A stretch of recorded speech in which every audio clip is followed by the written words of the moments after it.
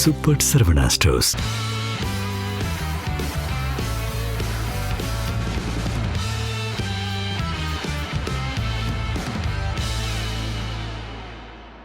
சமீப காலமா திமுக கூட்டணியில தேமுதிகவுக்கு துணை முதல்வர் பதவி வழங்கணும் அப்படின்னு அந்த கட்சியுடைய பொதுச் செயலாளர் பிரேமலதா கேட்டதாவும், அது கொடுக்க திமுக முன்வராததாலதான் கூட்டணி ஒப்பந்தத்து போது பிரேமலதா வரல அப்படின்னு தகவல் பரப்பப்பட்டுட்டு வந்துச்சு. அது குறித்து பிரேமலதா நேற்று விளக்கம் கொடுத்திருக்கிறாங்க. திமுக கூட்டணியில தேமுதிக சார்பில் பொருளாளர் LK சுதீஷ் மாநிலங்களவை தேர்தலுக்கான வேட்புமனுவை தாக்கல் நேற்று செஞ்சாரு. இது தொடர்பா சென்னையில செய்தியாளர்கிட்ட பொதுச் செயலாளர் பிரேமலதா பேசும்போது என்ன சொன்னாங்கன்னா, மாநிலங்களவை உறுப்பினர் பதவிக்கான வேட்புமனுவை தேமுதிக பொருளாளர் LK சுதீஷ் தாக்கல் செஞ்சிருக்கிறாரு. இந்த வாய்ப்பு பல ஆண்டுகளுக்கு முன்னாடியே கிடைச்சிருக்க வேண்டியது. காலதாமதமா 2026ல தான் சாத்தியமாகி இருக்கு.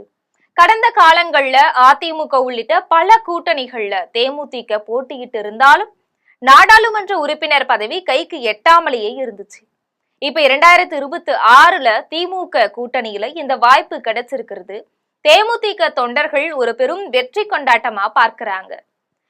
இதுவரைக்கும் தமிழக சட்டப்பேரவையில மக்கள் பணியாற்றிய கட்சி முதல் முறையா பொருளாளர் சுதீஷ் மூலமா இந்திய அளவுல நாடாளுமன்றத்துல ஜனநாயக கடமையாற்ற இருக்கு.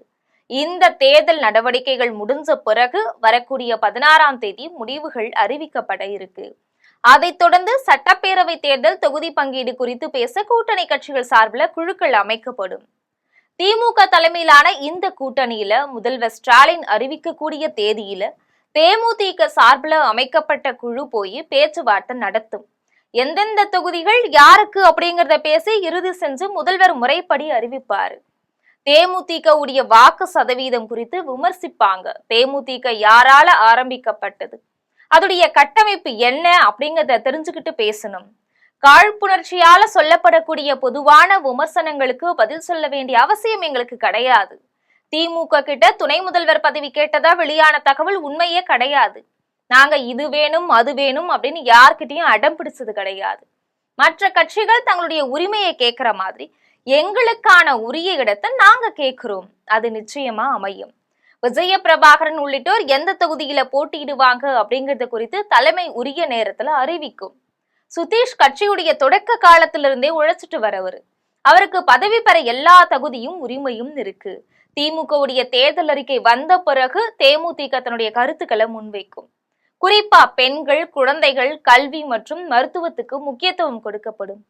இது தமிழகத்துக்கும் டெல்லிக்குமான தேர்தல் அப்படின்னு முதல்வர் சொல்ற மாதிரி இந்தியா கூட்டணிக்கும் NDA கூட்டணிக்குமான இந்த போர்ல தேமுதிக மகத்தான வெற்றி பெற்று திமுக கூட்டணி 200க்கும் மேற்பட்ட தொகுதிகளை கைப்பற்றும் அப்படின்னு அவரு சொல்லியிருக்கிறார். இதுபோன்ற அரசியல் பின்னணி செய்திகளை தெரிந்து கொள்ள எப்பொழுதும் ஜெம் தொலைக்காட்சியுடன் தொடர்பில் இருங்கள். நன்றி, வணக்கம்.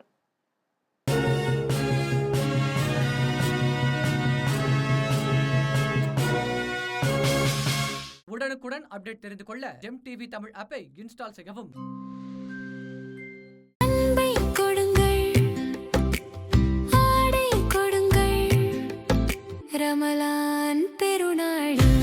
Super Saravana stores.